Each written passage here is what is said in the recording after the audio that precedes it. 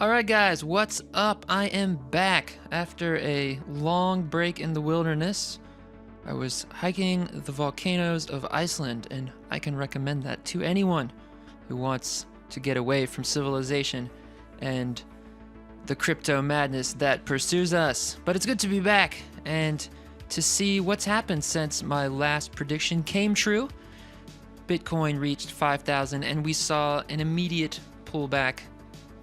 And it was quite a pullback. Let's check it out. We hit that 5,000 right up there.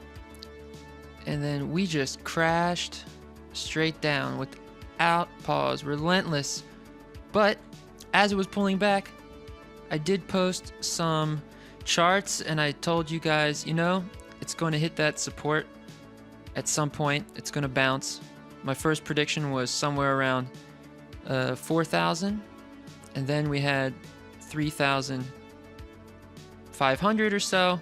But really, once it crashed that 4,000, there was really nothing to stop it from falling all the way back down to 3,000. So I made two boxes, and I posted that on TradingView, an old strategy, an old technical analysis strategy called the box. And basically you have your highs and your lows, and that creates a high boundary and a low boundary of a box. And the price bounces around that box until finally it breaks out and creates another box with another high and another low. And that first box, if we go back to May, was created between 3,000 high and 2,000 low, which is also pretty logical, right? You got people trading and they're setting their strikes at 2,000, they're setting their strikes at 3,000. When it goes to 3,000, they take profits, and when it goes to 2,000, they're buying back in. So we saw the price bounce around that box for quite a while until finally in August it broke out and shot up to 5,000, which is another big round number, psychological level where a lot of people took profits. And I've wrote a bit about that on tradingview.com. Check out my blog there. We knew that at 5,000 that people were going to take profit, so it's not a surprise. But then in the financial media, we read things about China closing the crypto exchanges, and Jamie Dimon from Morgan Stanley. Where's he from? Is he from Morgan Stanley? Let me check that out. I always forget where he's from. JP Morgan, yeah.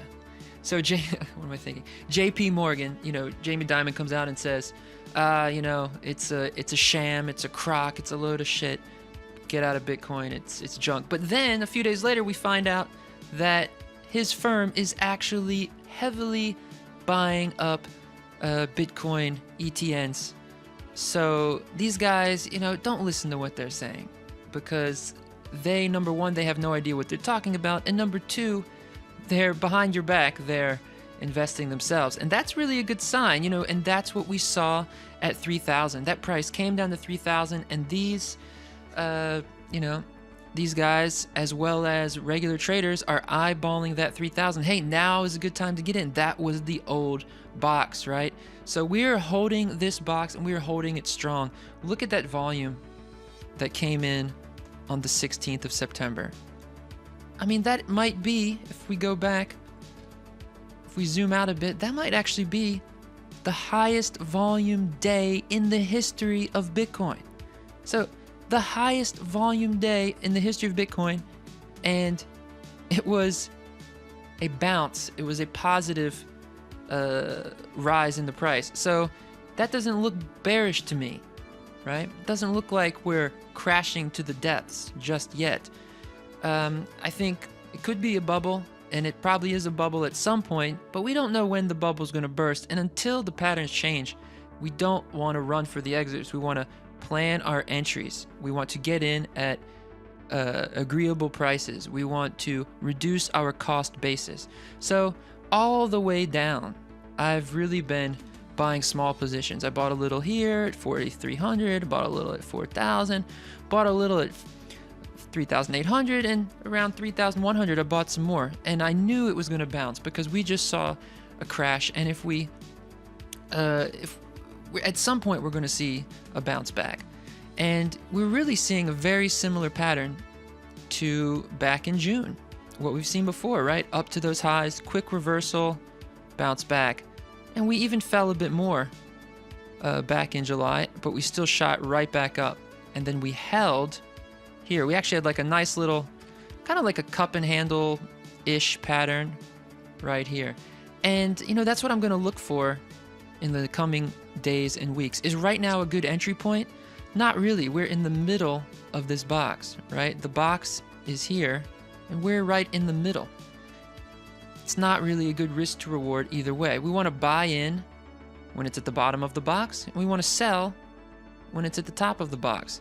If it breaks out of the box to the upside, we want to buy in again. We want to add to our position, because then we're going up to the next level, to 6,000, to 7,000. We're going to create a new box at some point. We'll analyze those targets when the day comes. Right now, we are looking for some healthy consolidation, buying and selling, people adjusting their positions.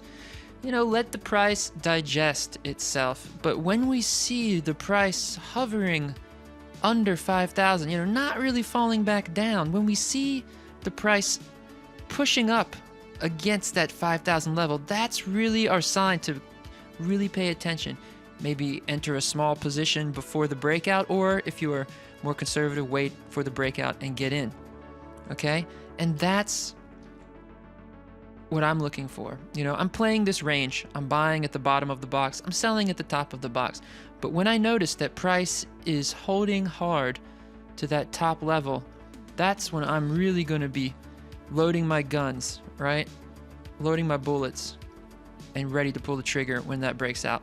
So that's really Bitcoin. And, you know, when Bitcoin starts to do better, all the other cryptocurrencies start to do better. Today I'm back for the first time, so I'm not going to dive into all the crazy altcoins unless you guys send me a suggestion. Please send me a video, send me a comment under this video, send me a PM on TradingView, and let me know what charts you want me to analyze. I'm always interested to see what people are excited about. Here's Ethereum, right? And again, we see this box, the highs around 400, the lows around 150, and yeah, we're just staying in that range, right? Nothing crazy, not really a crash, not falling apart. And if anything, as always, guys, remember one very big clue. What is the trend? Look at that 200-day moving average right here.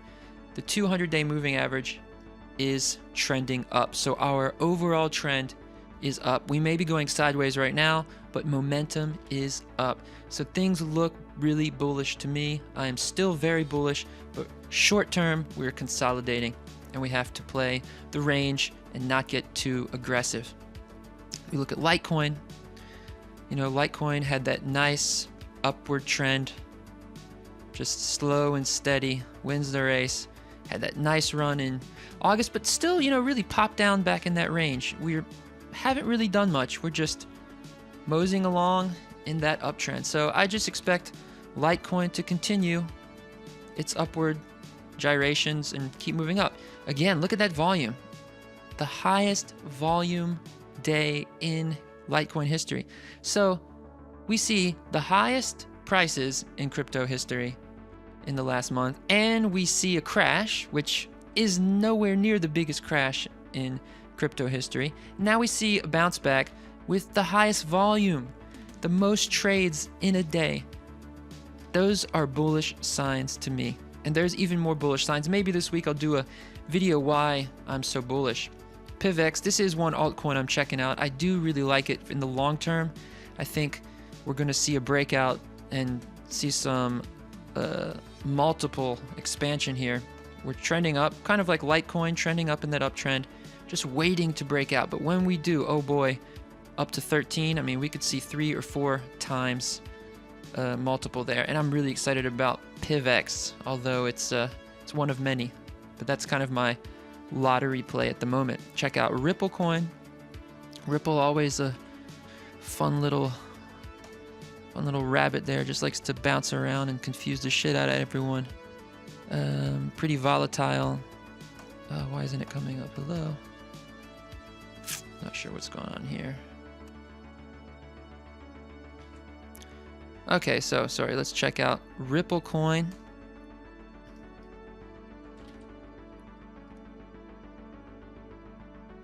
Yeah, there's Ripple. Kind of looks like a mess, just a big hot mess. You know, let's just draw over this because that is a piece of junk. I wouldn't touch it right now. There's no real patterns.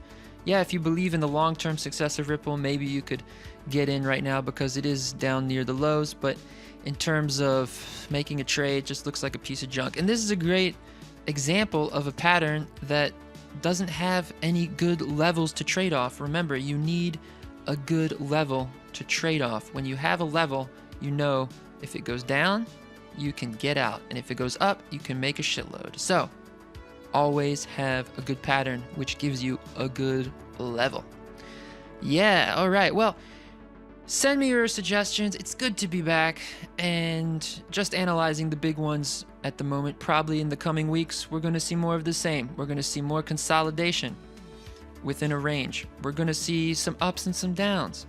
But you know what? I think in the end, we're going to press up against that 5,000 level and we're going to break out. I don't know when it's going to be, and I don't know what is the catalyst. It could be China allows Bitcoin, or a new ETF, or a new exchange comes online in some other country. It doesn't matter what the news is, guys. Remember, the news is after the fact. The market predicts that shit, right? If the market is going up and you see strength in the price action, you know that some news is coming in the coming days, right? People are getting in ahead of the news. So the news gives us kind of the arc of the story, but the price action tells us what's happening, and that's why technical analysis is so valuable. So to check out that news, which is quite interesting, you know, this is the future, guys. So to keep abreast of the news, check out cryptoking.org, which is where my videos are posted. I'm back. It's September, back to work, back to school, so we're going to post more videos as often as possible. Leave me a comment. Please leave me a tip, guys, if you like my work, because it takes a lot of, you know, it's a lot of work to go through all these charts every day, and I'm here to make you money. I want you to become good traders, and the more traders we have, the more liquidity we have, the more money in the system, and the more money I can make too. So it's good for everybody. And yeah, stay cool, stay safe, and peace out.